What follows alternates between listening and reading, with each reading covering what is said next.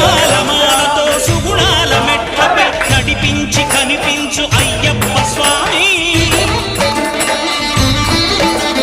మకర సంక్రాంతి సజ్జోగివై అరుదించి మహిమలను చూపించు